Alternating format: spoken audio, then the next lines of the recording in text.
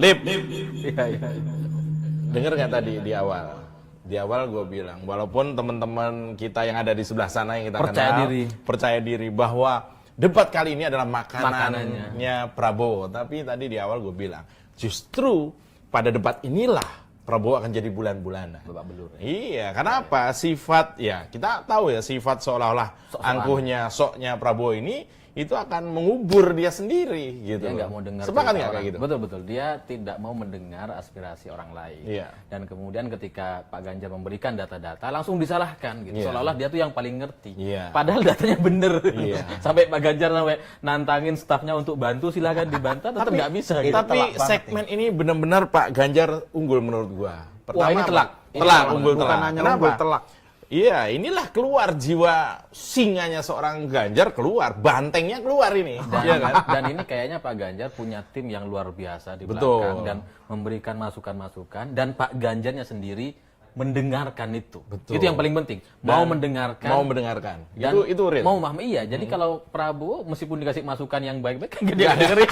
Kayaknya untuk briefing Prabowo ini kesulitan deh, karena ya itu tadi saya bilang modenya ini mode lama. Jadi mau dikasih mode yang baru, mau dikasih treatment yang baru, ya tetap modenya lama. Gua dulu punya joke ya, yang bisa briefing Prabowo itu cuman Mike Tyson.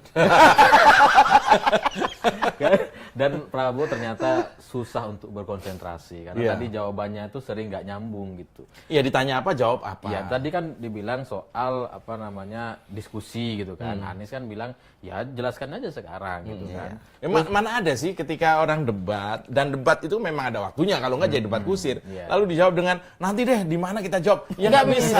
Iya. Ini forum debat, bukan forum janjian. Nah, itu namanya forum curhat. Ya forum janjian dong, janjian nanti kita jelasin di sana. Ya enggak dong, ini debat, biayanya mahal. Ditonton oleh banyak orang, dia memilih tempat lain dan sebagainya. Ini dari sini aja kita tahu. Pertama, ini mungkin ya versi gua, Prabowo tidak sanggup menjawab, itu alasan dia untuk alibi dia untuk dimaklumi. Ya, untuk menghindari.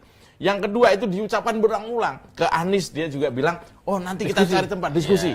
Ke Ganjar juga begitu. Tapi nanti kalaupun iya tuh nggak jadi. Iya, faktanya dua orang ini nggak pernah begitu. Anies dan Pak Ganjar tidak pernah mengajak, oke nanti saya jelaskan di lain tempat. Enggak. Jelaskan sekarang. Iya, jelaskan sekarang.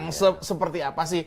Kalau Pak Prabowo menghindari kata-kata lama dia, hilirisasi, ya kan? Dan perekonomian ditingkatkan. Kalau dia menghindari jawaban-jawaban lama dia akan sempat menjawab pertanyaan baru. Dan saya semakin yakin dengan sesi debat ini tadi. Yakinnya kenapa?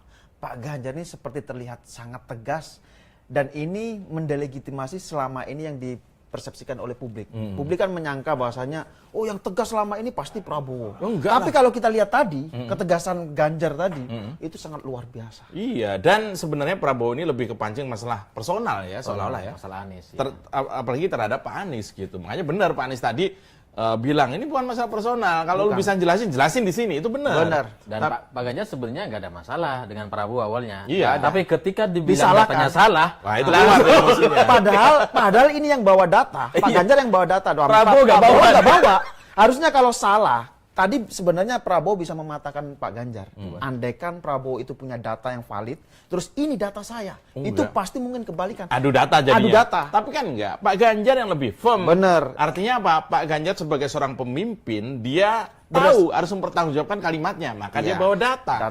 Sementara Prabowo untuk menghindari dia blunder, dia udah nanti aja lah kita ngomong di luar. Kalau Prabowo mungkin merasa data apa? Kan saya Menhannya. Saya yang tahu ini.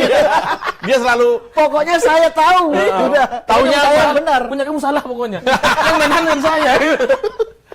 Dan ini apa yang terjadi? Ini kan gue yakin Nggak, ya, tapi seminggu ini- yang ke depan, ini sebentar. maju. Oke. Seminggu ke depan, ini akan ada mungkin pendukung Prabowo, buzzer Prabowo ini secara brutal nyerang gengnya Anies. Menurut gue ya. Iya. Ini Mas, personal. Ini ada di media sosial lagi rame terkait dengan sesi debat, sesi break tadi. Ada tim ses Prabowo, ada siapa Grace Natali, Grace Natali. PSI, itu nyamperin moderator. Apa ya? Jadi Yang yang pertama pertama gimana? Jadi ini di sesi debat, Oh iya. dia nyamperin.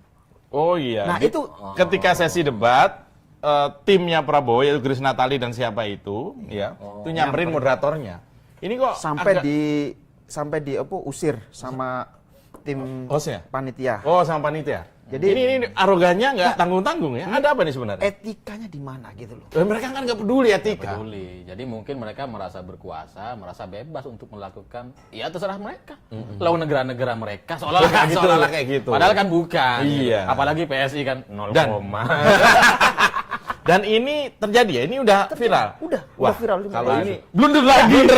Kalau kemarin itu kan Gibran, ya kan? Gini-gini. Prabowo yang waktu nari-nari itu kan Nari, di belakang iya. layar juga. Ini juga di belakang layar. Oh iya. Di Sekarang yang blunder malah PSI-nya. Kok mereka blunder terus ya? Itu gara-gara ini kayaknya donaturnya mulai mundur. Ada yang mundur. Ada IKN kan? Oh iya. Ada yang mundur. Bisa jadi seperti itu. Jadi efeknya sampai ke debat juga. Iya kayaknya. Menarik nih.